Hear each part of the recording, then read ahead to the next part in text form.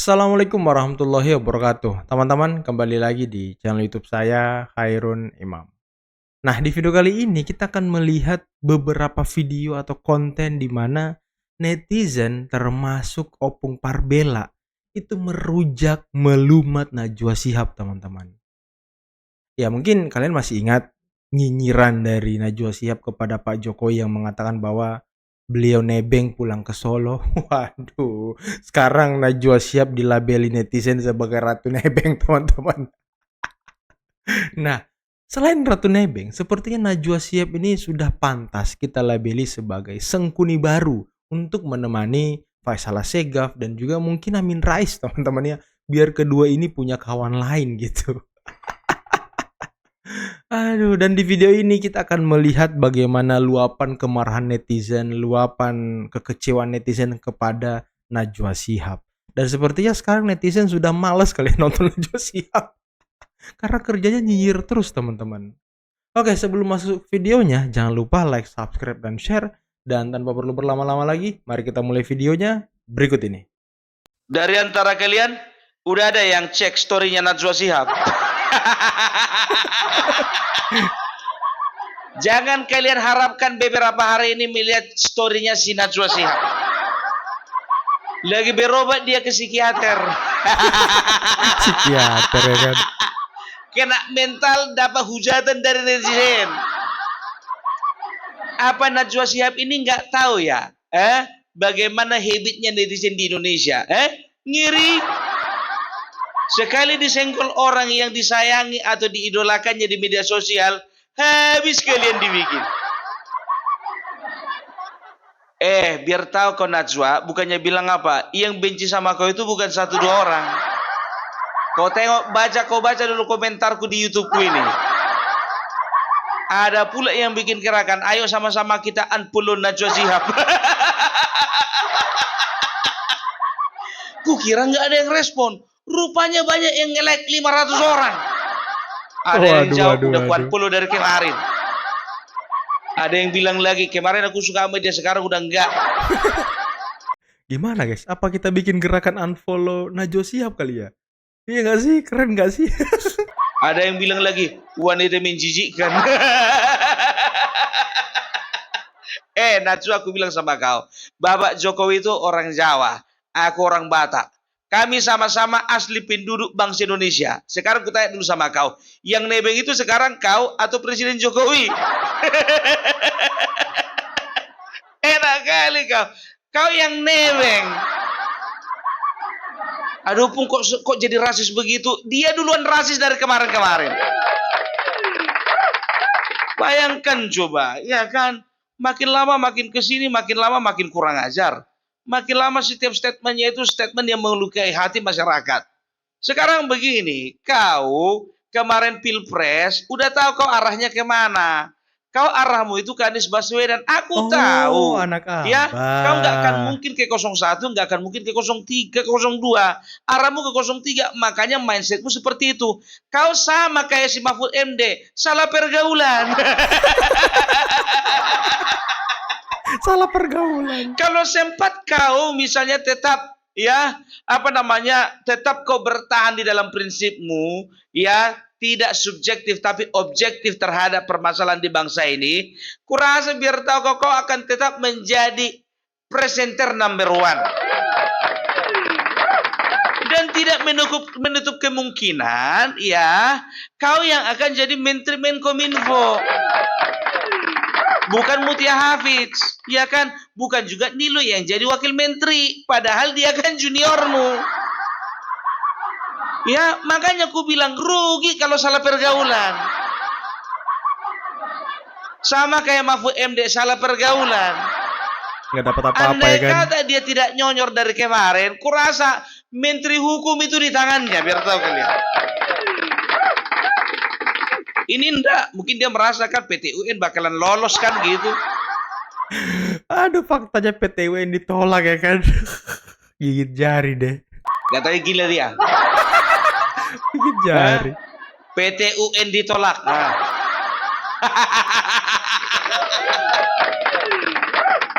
Jadi nggak tahu aku apa perbincangannya ini sama Anies Baswedan ya. bukannya bilang apa ya? Entah dijanjikan jadi menteri agama, nggak tahu juga kita. Menteri Agama ya kan. Menteri agama, nggak jauh-jauh lah dari Menkominfo ya kan. Tapi benar juga ya teman-teman ya. Kalau Pak Mahfud mungkin nggak maju sebagai wapres, Cuman itu dia, harusnya kau Najwa ketika kau mendukung seseorang, ya kan, kau lihat dulu, ya kan, yang mana yang potensial, mana enggak. betul.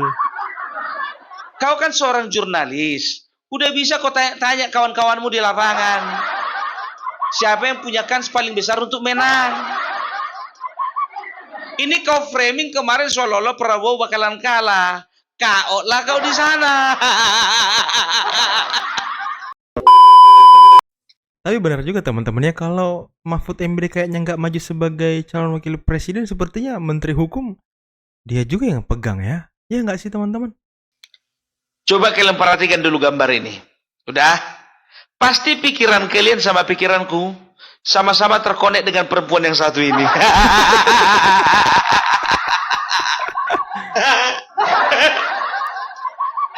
Jujur dulu kalian, kutanya dulu sama kalian. Pasti lebih cantik Najwa Shihab daripada istri kalian kan? Kalau kalian bilang istri kalian lebih cantik daripada Najwa Shihab, bohong kalian, bohong.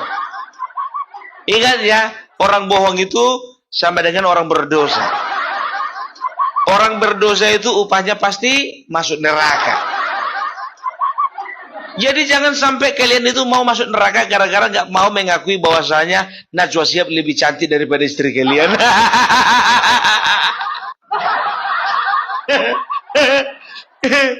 Jujur aku bilang sama kalian ya, bagiku Najwa Shihab ini adalah perempuan yang paling cantik yang pernah aku tengok di TV. Betul. Udah cantik, pintar, berani, banyak lagi uangnya. Kadang-kadang nakal juga awak ini kan, sering kali aku membanding-bandingkan istri aku sama si Najwa Shihab. Andai kata lah istriku sama kayak si Najwa Shihab ini. Udah cantik, pintar, banyak lagi duitnya. Tapi itu dulu biar tahu kalian. Ya. Tapi setelah dia mengungkapkan darurat demokrasi, makin kulihat makin kurang kecantikannya. Apalagi semenjak dia bilang bahwasanya Bapak Presiden Joko Widodo pulang ke Solo, nebeng pesawat TNI Angkatan Udara, makin banyak kali berkurang kecantikannya. Habis kali ya. Lama-lama berbaliklah hatiku kan, tidak mau lagi aku suka sama dia. Lebih berbunga-bunga lagi aku melihat istriku. Iya. Boleh juga opung ya, boleh. Karena istriku nggak pernah bilang, ya Bapak Joko Widodo menebeng. Nah, aku makin lama aku tengok si Najwa Shihab ini makin kurang ajar ini. Ya, tahu nggak kalian? Aku mulai berpikir ini orang berarti tipe jurnalis yang nggak terlalu mau banyak membaca. Mbak Najwa Shihab sekali-sekali baca dulu peraturan pemerintah mengenai presiden dan wakil presiden, ya.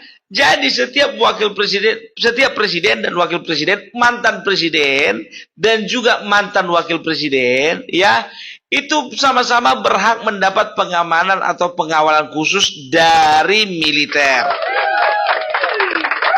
Ya apalagi beliau masih dapat ini ya, untuk pengamanan pas pampres ya kan.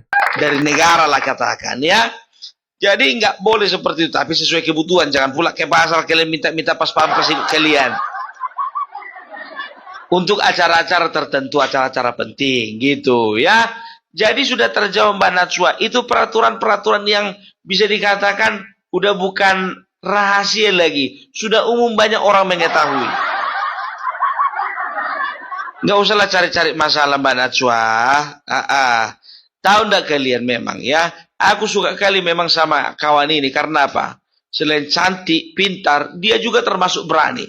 Dia tidak pernah takut-takut untuk mewawancarai orang yang datang ke tempat acaranya. Semua dibel-bel, semua diliwes habis. Tidak boleh ada pertanyaan yang tidak terjawab. Tapi saking beraninya dia bilang Pak Jokowi nebeng ya kan. Semua tamunya itu rata-rata mati kutu dibikin. Tapi cuma sama satu tamu aja dia nggak berani. Sama siapa bilang? Luhut bin Sarpanjaitan. Jadi seperti ini misalnya, sorry maaf ini jangan marah Najwa, kayak gini kamu ngapain memprovokasi gambar-gambar kayak ginian? Apa namanya, banyak pemimpin-pemimpin kita ini, intelektual kita ini yang asal mudah saja bicara, dengan data yang lengkap. Sekali-sekali itu pikir itu ya. Tanya dirimu, hatimu yang paling dalam, apa sih yang sudah kau buat pada negeri ini? Kena Apa kau maling sebelumnya, memperkaya diri?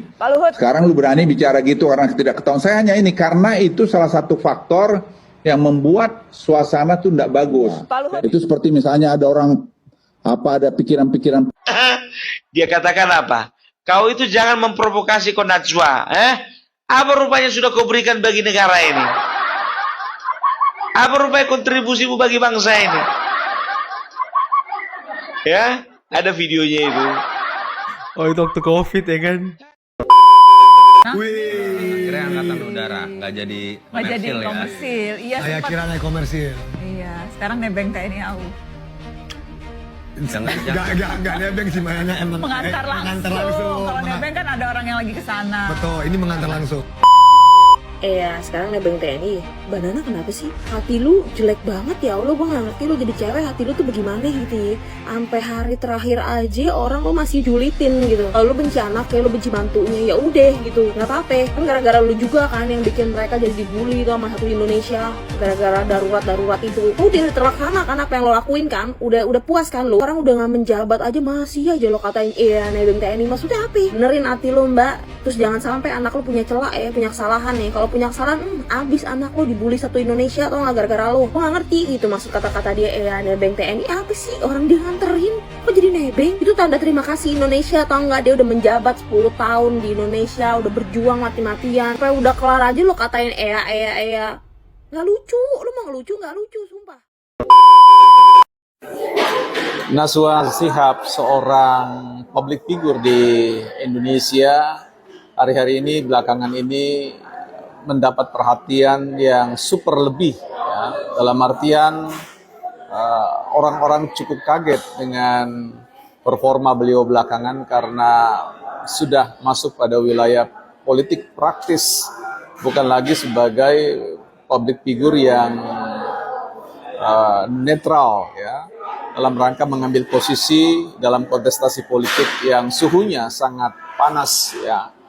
Karena itu ketika beliau menyampaikan bahwa kepulangan Pak Jokowi selaku Presiden ke-7 Republik Indonesia itu pasca atau setelah melaksanakan tugas dan tanggung jawab yang maha berat, ya, kemudian diantar pulang ke Solo dengan naik pesawat TNI Angkatan Udara, dan beliau menyelipkan satu diksi yang kemudian menjadi pintu malapetaka bagi Najwa Shihab, yaitu Jokowi pulang ke Solo nebeng pesawat TNI Angkatan Udara. Sontak kemudian publik marah, bukan partai politik. Baik teman-teman, kita sekarang ada di sebuah kafe ya. Di sini sehingga suara mungkin agak sedikit tidak lebih hening, tetapi biarlah ini menjadi sebuah kesan atau warna pelanginya.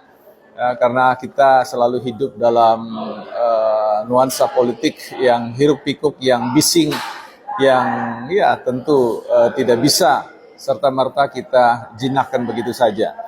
Sebelum kita bicara tentang Najwa Shihab, ya, kita mau bicara tentang sebuah buku yang berjudul How to Get from Where You Are to Where You Want to Be. Ya, ini edisi bahasa Inggris. Ini saya beli di kebetulan saya transit di Bandara Changi, Singapura kalau tidak salah waktu itu.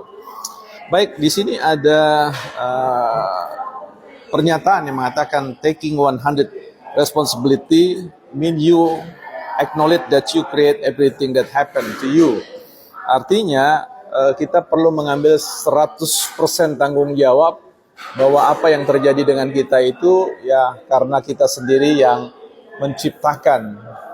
Nah, hari ini kalau Najwa Shihab kemudian mendapatkan respon atau katakan reaksi dari publik yang kemudian memberikan kesan yang sangat marah ya, bahkan ada dorongan untuk melakukan gerakan yang disebut dengan gerakan unfollow ya, unfollow Najwa Shihab.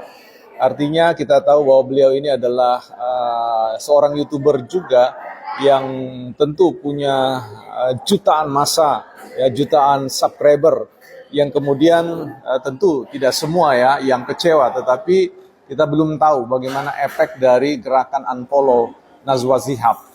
Nah, terlepas dari persoalan gerakan follow atau unfollow, biarlah itu menjadi ranahnya subscriber. Bagaimanapun juga publik punya hak untuk menentukan ya public figure, ya profil seseorang yang bisa diidolakan, yang bisa dipanuti, yang bisa kemudian dijadikan tempat atau rujukan referensi untuk belajar bagaimana kita bisa memosisikan diri di dalam ruang publik yang tentu menjadi soal ketika kita abai terkait dengan yang disebut dengan perasaan publik.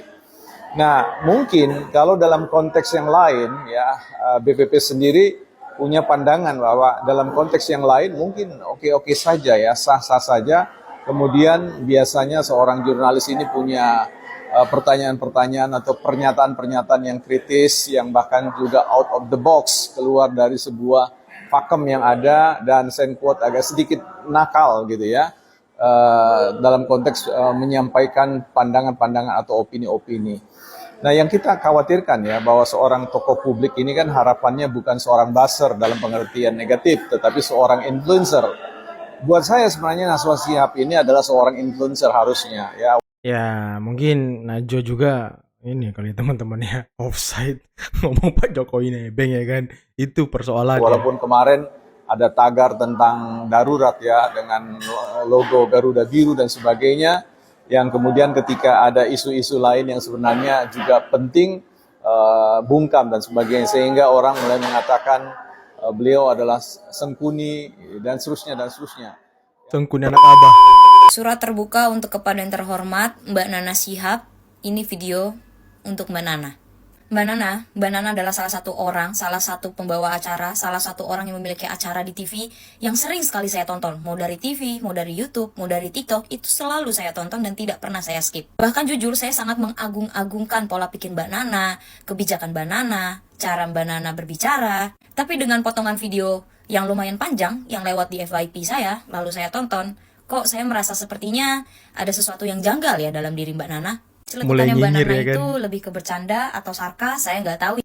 Tapi kata-kata itu agak kurang elok untuk saya dengar di telinga saya, atau mungkin banyak di masyarakat pun juga terdengarnya kayak kok begini amat gitu. Untungnya presenter yang ada di sampingnya Mbak Nana itu langsung menyangkal omongannya Mbak Nana. Padahal saya tahu betul loh kalau Mbak Nana itu pasti tahu persis kalau Bapak Jokowi itu tidak nebeng dengan TNI. Bapak Jokowi itu dikawal oleh TNI karena selesai masa tugasnya selama 10 tahun Mbak Nana. Dan saya yakin Mbak Nana tahu dan paham akan hal itu. Siapa yang menyakitimu Mbak Nana? Hal apa yang akhirnya membuat Mbak Nana untuk menceletukan hal tersebut setelah Mbak Nana membuat peringatan darurat dengan Garuda Biru tersebut? Dengan beredarnya celetukan Mbak Nana akhir-akhir ini, belakangan ini, kok saya jadi gimana gitu ya? Mungkin bisa saya simpulkan yang darurat itu bukan Garudanya. Jadi bukan peringatan darurat atau bukan peringatan Garuda Biru gitu ya. Mungkin lebih ke darurat untuk Mbak Nana sendiri mungkin.